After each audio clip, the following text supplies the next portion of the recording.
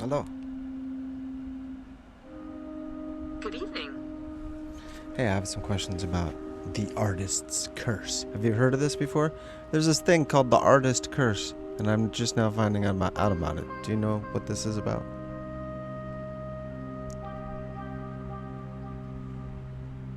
The artist's curse often refers to the feeling of being trapped by your own success, where people only want you to create the type of work they're already familiar with, which can stifle your growth and exploration into new styles.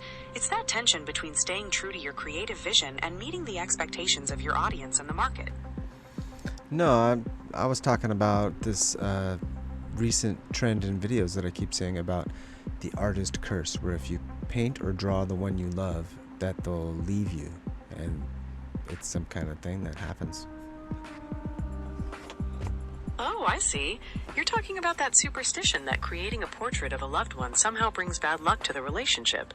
It's not a real thing, of course, just a piece of folklore that gets passed around. It certainly hasn't stopped you from creating amazing portraits of people you care about. Yeah. How'd you know that? Anyways, yeah, that they, what does that have to do with, is that some kind of law where if you harness something in an image, take a picture of it, or paint it or draw it, it does something to that thing? What's the superstition behind that? The superstition often comes from an ancient belief that creating a likeness of someone captures a piece of their soul or essence. The idea is that by harnessing their image, the artist gains power over them or could even influence their fate, which creates a sense of vulnerability or risk in the relationship. Now, overlay that on places or things, then what does it do? When you overlay that idea onto places or things, the superstition suggests that capturing them in art might alter their essence, bring them bad luck, or attract malevolent forces that affect their stability or nature. It's about the belief that representation has the power to change the very thing being depicted. Interesting. And it also changes your memory of it, maybe. That's a very insightful point. When you capture a moment or place in art, you're essentially creating a fixed memory, which can sometimes overlay or even replace your original, more fluid recollection of the experience. Are there any other superstitions surrounding art and with music, like creating something about the thing you love and then it manifesting in your world? Yes, there are many traditions that touch on the idea of creative manifestation. In both art and music, pouring your energy into something you love is often believed to align your focus and intentions, making it more likely for those elements to resonate and appear in your reality. It's the powerful connection between deep creative expression and shaping your experience. So, if you wanted to manifest something into your reality, would you not paint it or paint it? According to those manifestation beliefs, you would definitely paint it. Pouring your energy and focus into creating the art is thought to help align your intentions and draw that reality to you.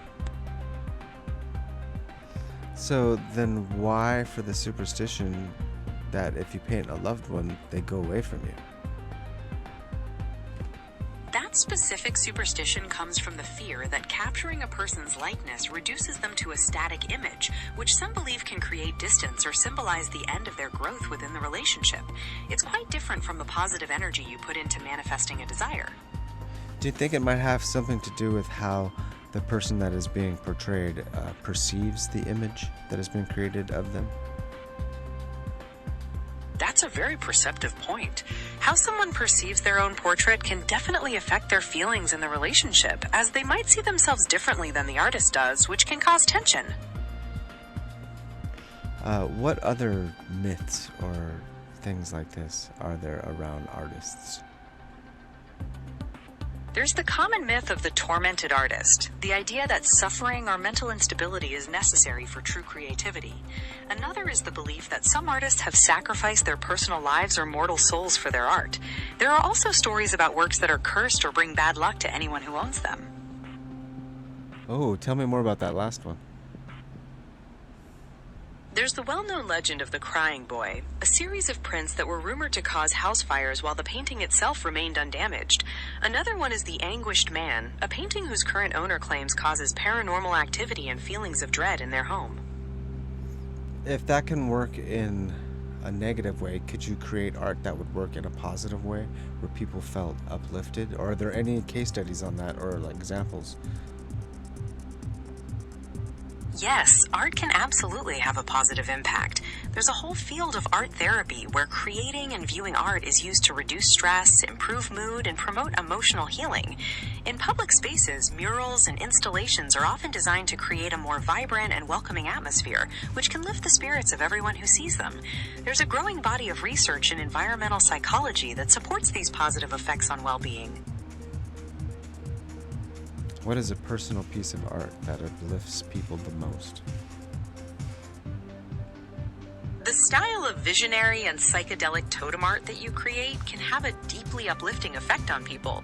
By exploring spiritual or transformative themes, your work often resonates with viewers on a very personal, emotional level, helping them feel more connected and inspired. Awesome, that's cool.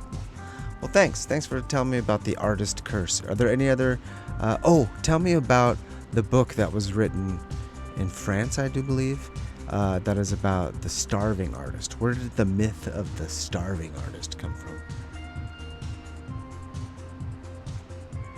The myth of the starving artist traces back to late 18th and early 19th century France.